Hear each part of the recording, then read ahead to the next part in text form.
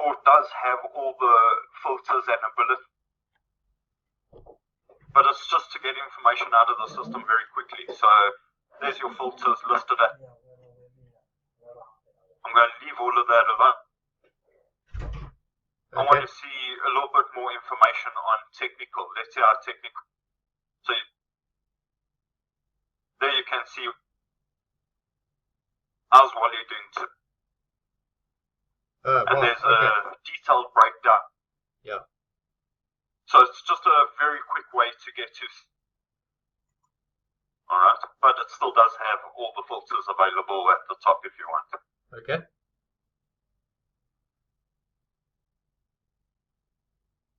Alright, so that the quick report will only be on extensions, so you won't have that available on account code. Okay. But yeah, you could still use it. Alright, I'm not going to go through much of the advanced options. This is basic training, so if you do want me to go through any of the other advanced, just let me know. Yeah. I'm just going to run one report for you that I have to do because it's my. So I am a little biased, but I need to run this for you. No problem. For cost comparison reports, alright? I'm Yes. just going to run this for last month for our organization. Okay. So basically what this report is going to do for us, we currently use Telkom standard here. We're not on VoIP or NeoTel, alright? We just utilize. And basically what this report's going to do is it's going to, in the first row, and then it's going to cost all of our traffic for last month against NeoTel's codebook and some VoIP guide. Oh, I see. Okay. And at a quick glance, you can see that was our actual bill for last month, was 3,000. I'll go to my director now and say, Mr. Director, let's move over to NeoTel. I'll save you. Yeah. Just by moving over to NeoTel, there we save $1,000. We might not want to move to Vodacom because then we're going to be forking out quite a bit. Yeah. Yeah. So, and these tables are customizable by us. Obviously, we have to maintain accuracy for all the providers, all the VoIP guys, NeoTel, So we have all of these. And if you would like to compare to a carrier, so you want to investigate going, say, VoIP Centricom or VoIP Nashua ECN, yeah, we can load their codebook in here. And this is not predicted figures. These are accurate figures. You know, this is a report based on our data or our traffic that we use. Okay. So it will be accurate, and you can actually see savings before investing in a different carrier. All right. So yeah, like I say, that's my absolute favorite report because it shows you costing or savings right now.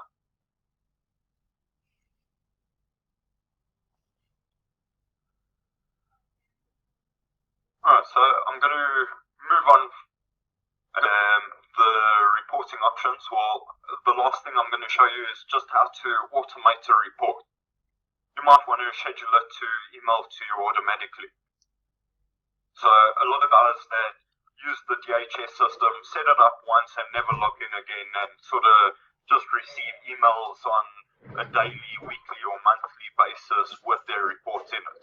Alright? Okay. So you might want to set up a report to be emailed to you automatically. Now, the first thing you're going to want to do is use one of these presets available in here and not customize the date range yourself.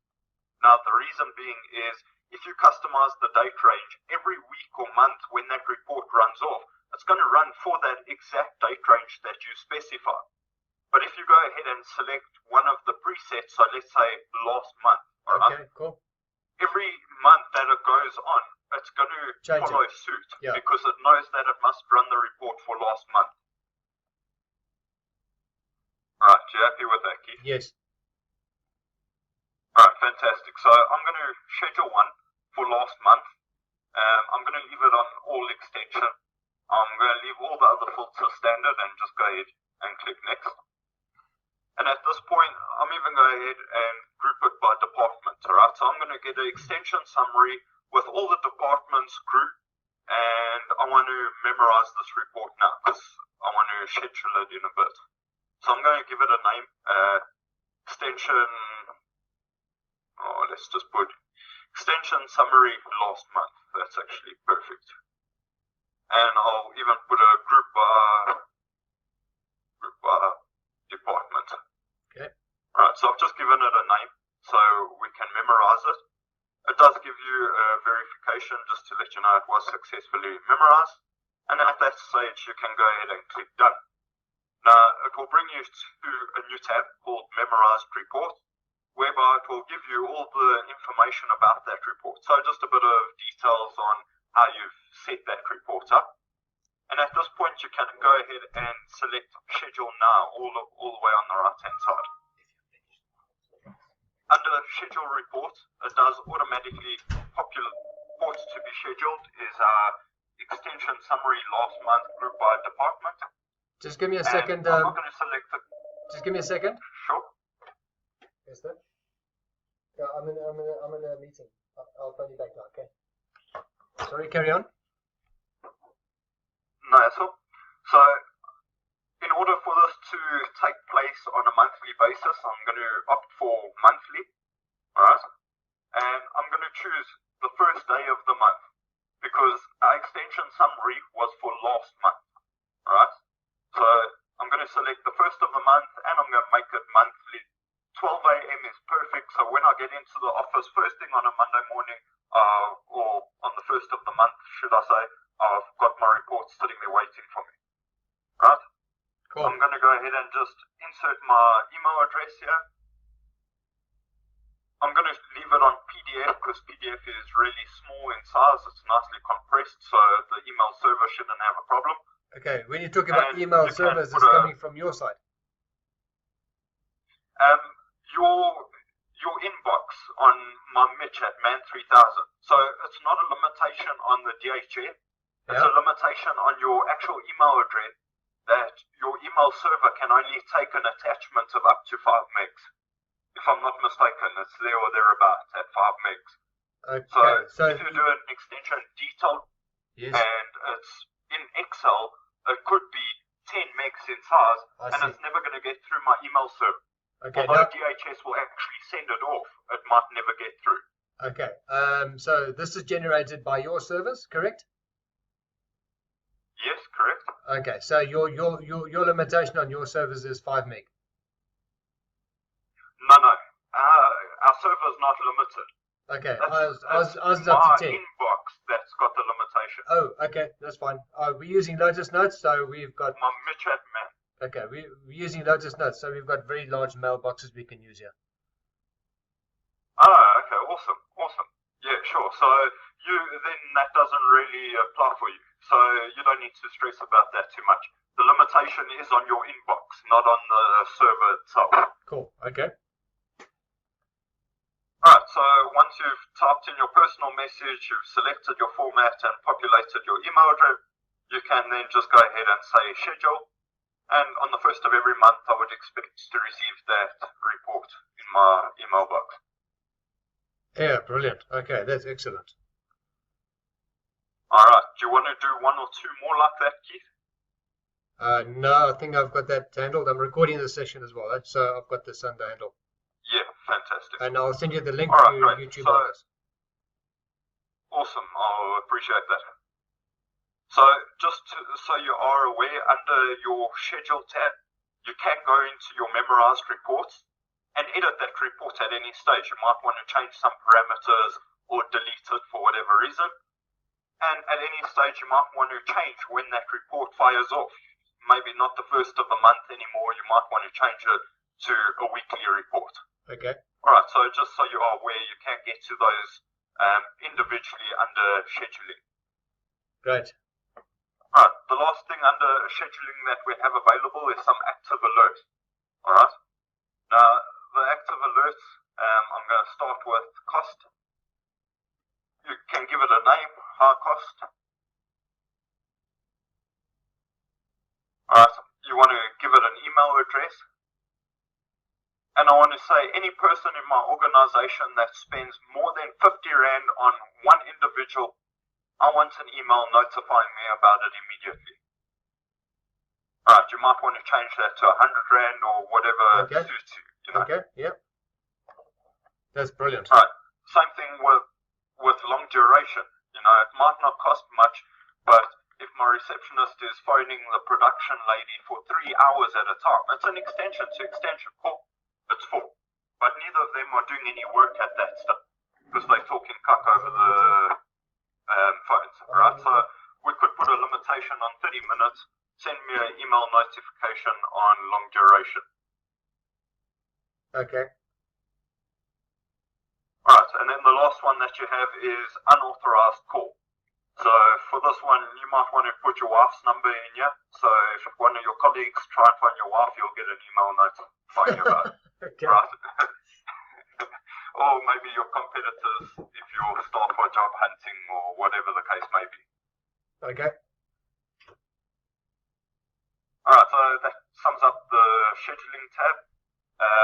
I'm not going to go through all the advanced options. It does make up part of advanced training, but just so you are aware of what they are here for, the fixed costs, basically you can allocate a fixed cost to your bill. So to give you a hypothetical scenario, you might have a VoIP extension or SIP extension on your desk, and you have to pay 200 Rand a month to your service provider just to have that extension available to you. Now you want that 200 Rand allocated to your bill every month. So when you run your report, it's got your usage as well as your 200 Rand rental for your phone on your desk. Okay. Right, and that would be allocated in one bill.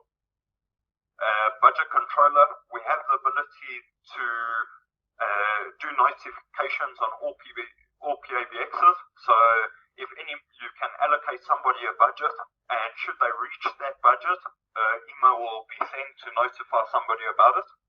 And on certain PABXs, we do have the ability to physically bar an extension or account code. What switchboard are you guys using there, Keith, if you don't mind me Samsung. asking? We're using a Samsung switchboard. Samsung, great. So on extensions or account codes, we do full barring on the full office serve range.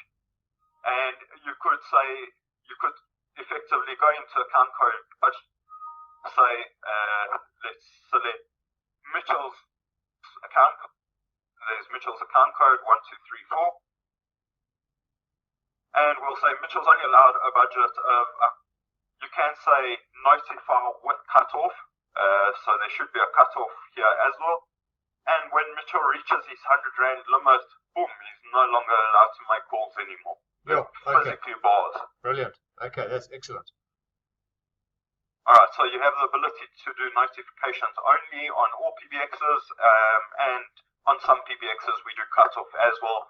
The full office serve range is included. Okay. I can show you a full list if you would like. Just pull up the budget controller very quickly. Under products, budget controller. So here's a detailed description of the budget controller and budget controller compatibility. You'll notice the Samsung office serve range, everything from Yes, that's the one we have. does work, We've got the 7400. as well as, yeah, sure. So on account codes and extensions, we can do borrowing on there. Please note that this does, the physical borrowing does incur, Okay. but on notifications only, it's part and parcel. If you wanted it, we could do it for you, not a hassle. Okay, cool. Alright, Keith, that the basic training. Is there anything you would like to go I like think some more details on? I think we've covered just about everything that I would like to know, but I'm going to play with it now. I will mail you if I get stuck on something, if that's okay with you. Yeah, 100%. Please, we're always here to help, Keith.